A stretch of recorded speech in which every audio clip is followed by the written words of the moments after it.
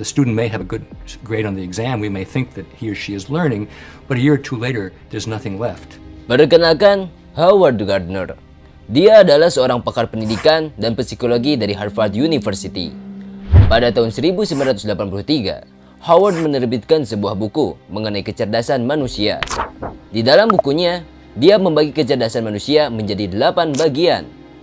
Kecerdasan manusia pada umumnya akan terlihat ketika masa pendidikan. Di dalam sistem pembelajaran Indonesia sendiri, siswa dipaksa untuk dapat menguasai semua bidang pelajaran.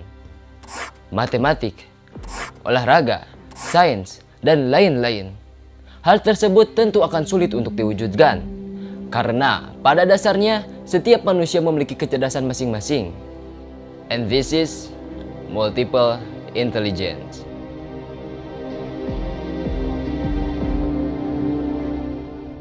Delapan kecerdasan yang diungkapkan oleh Howard Gardner tersebut diantaranya verbal linguistik, musikal, spasial, gerak kinestik, intrapersonal, interpersonal, naturalis, and logika matematik. Menurut Howard, dalam kepemimpinan atau bisa disebut leadership, ada setidaknya 2 intelligence atau 2 kecerdasan yang harus dimiliki oleh seseorang tersebut. Leaders need linguistic intelligence and interpersonal intelligence. Yang pertama adalah kecerdasan linguistik atau kebahasaan, dan yang kedua adalah kecerdasan interpersonal atau memahami jiwa manusia.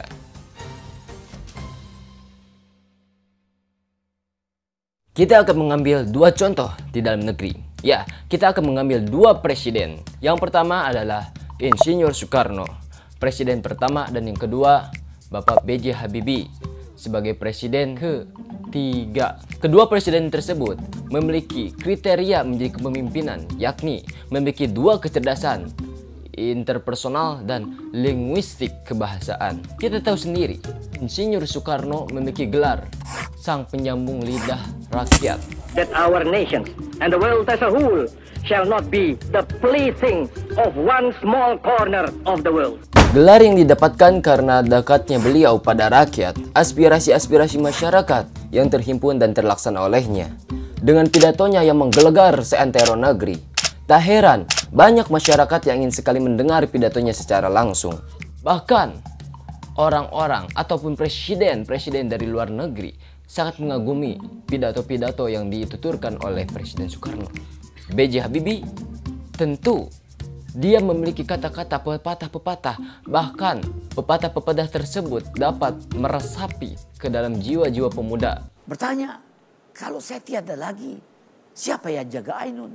Bahkan beliau pandai untuk bermain-bermainkan argumen, menentang sebuah argumen lain. Kecerdasan 3 itu ada kecerdasan interpersonal, kecerdasan memahami jiwa. Seorang pemimpin diharuskan memiliki interpersonal karena agar dapat menyelesaikan sebuah masalah di hadapannya, sebuah masalah keanggotaan, sebuah masalah masyarakatnya sendiri. Presiden Soekarno mengambil teknik sipil, sedangkan Presiden B.J. Habibie mengambil teknik mesin dan teknik penerbangan.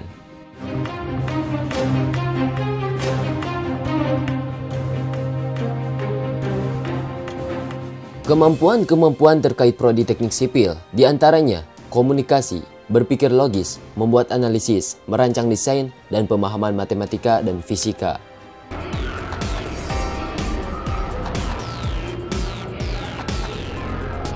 Lalu, kemampuan-kemampuan terkait teknik mesin dan teknik penerbangan seperti yang dipaparkan berikut ini. Ternyata, kemampuan analisis, berpikir logis, meneliti, pemahaman matematika dan fisika, itu semua termasuk ke dalam kecerdasan logik matematik. Sedangkan kemampuan mendesain, pemahaman gambar 2 dan 3 dimensi, itu termasuk ke dalam kecerdasan visual spasial. Itu berarti kedua presiden tersebut memiliki 5 kecerdasan. Kecerdasan verbal linguistik, interpersonal, intrapersonal, visual spasial, dan juga kecerdasan logik matematik. Lalu, apa itu kecerdasan visual spasial? Secara singkatnya, seseorang yang memiliki kecerdasan ini mampu menerjemahkan gambaran dalam pikirannya sendiri ke dalam bentuk 2 dimensi atau 3 dimensi, atau biasa disebut dengan ahli melukis, ahli menggambar, ahli mendesain, dan lain-lain sebagainya. Jangan meremehkan kecerdasan visual spasial ini, karena ketika seseorang menjadi seorang ahli, bahkan lukisan-lukisan pun akan menjadi sangat mahal nilai jualnya. Seperti daftar-daftar lukisan berikut ini.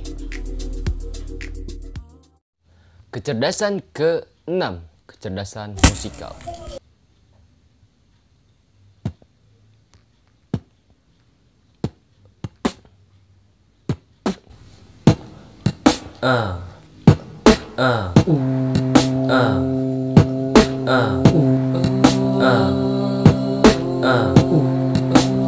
Interpersonal, linguistik, verbal, spasial, dan kecerdasan yang ketujuh adalah kecerdasan gerak kinetik, yaitu kecerdasan pergerakan otot, pergerakan tubuh, atau bisa disebut dengan kecerdasan bermain olahraga, ya, seperti layaknya bola, kan ya.